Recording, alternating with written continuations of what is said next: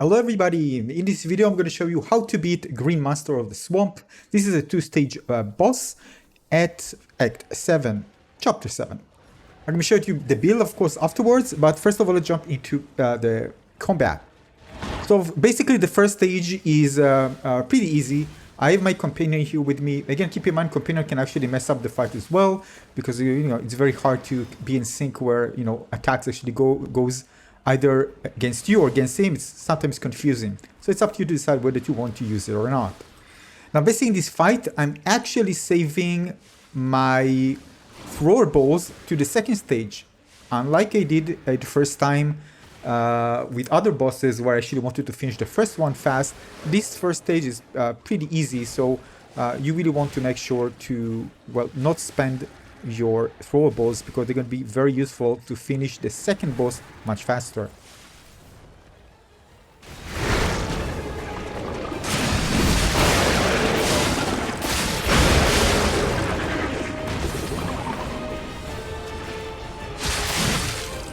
Now I can't believe that I actually missed this one. It could have been much faster, but for some reason it didn't trigger. I don't know, I thought I actually stand on it perfectly.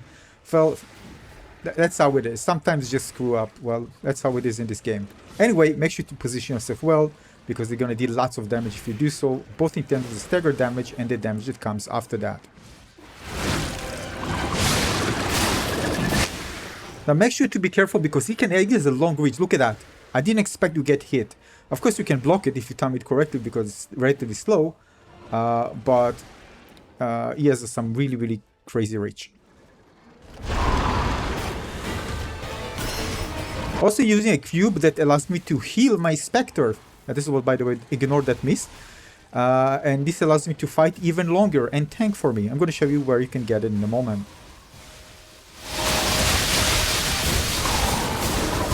And the reason you want to do this is because you want to stagger him pretty fast. You want that stagger to happen.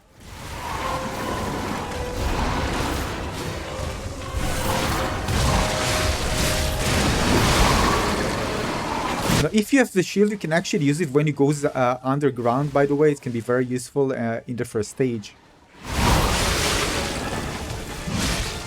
I do recommend, by the way, doing regular attacks when behind him rather than heavy attacks.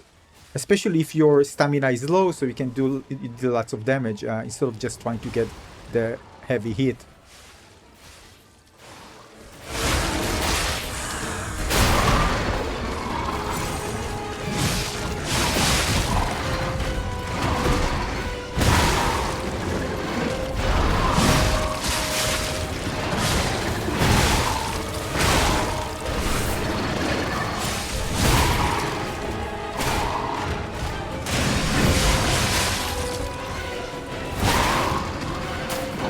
Now, yeah, I didn't expect it. He actually grabbed me, and this is huge damage. So I told myself, alright, I'm just going to stay far and let my companion do the rest. It was very low anyway. Super cool! And super funny ending. Now, the thing is, before, when I did the first time, what I did was actually trying to finish the first part very fast, but this is not a smart idea. Because the first part is not hard, and you really want to finish it relatively fast, and then use the throwables in the second stage. Alright, now for my build. Basically you can actually see that I'm having lots of throwables. I also have the cube that allows me to heal my companion. This, by the way, don't use it. Replace it with something that instantly repairs your durability, which is this one. Again, if you need it, just in case you need it, this is a much better item, especially when you don't have really time to kind of charge your weapon if the durability is getting very low. But again, it's unlikely to happen, but if it does, make it sure that it's actually there if you need it. So again, the cube you're gonna get in the hotel, you already know that, near the tree. So make sure to choose this one. This is the Friendship Wish Stone, and basically it heals your companion so we can stay longer and basically can survive longer through the second round. I recommend to choose something against corrosion, acid, basically, because this one kind of shoots. It's not a biggie, but if you don't have resilient, it might be a bit problematic. It can lower your health. So it's just better choice compared to the other ones, because again, this is the element that this boss is actually using. My weapon is motivity focus. Again, it's a bit slow, but with this handle, I think it's overall relatively fast. But again, it's a slow weapon, so I really need to time my guards at the right time in order to find opportunities to attack. Now, one more thing is that, remember, I didn't bring a lot of throwables, and you need to choose throwables that are good for what you're special in. So, for example, if you look here, I don't have a lot, so I need to get more, but or buy more. But basically, you can see based on your ability scaling, choose the one that have better ones that fits your ability scaling. All right, so you can deal more damage. All right, so I mean, prioritize them, of course.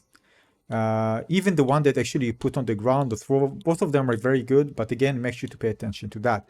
And I will show you, of course, you should know this by now, but basically, if you want to choose the cube that actually heals your companion, you can charge it several times, but you can only use it once. Keep this in mind.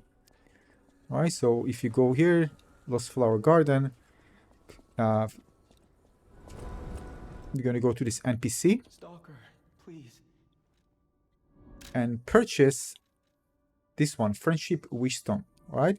So again, the thing is that if you buy several of them, once you actually dive and, you know, or just respawn, respawn again, it will charge the other one, but you can only use it once. You can really use it several times, but make sure you are in a safe place because it takes time to charge, several seconds. So if you get hit, you won't be able to activate it. So make sure you do it in a relatively far from the boss so you won't get hit. And that's it. Good luck with the fight. Give a like if you found this one useful and tell me if it worked for you. Thanks for watching. Cheers.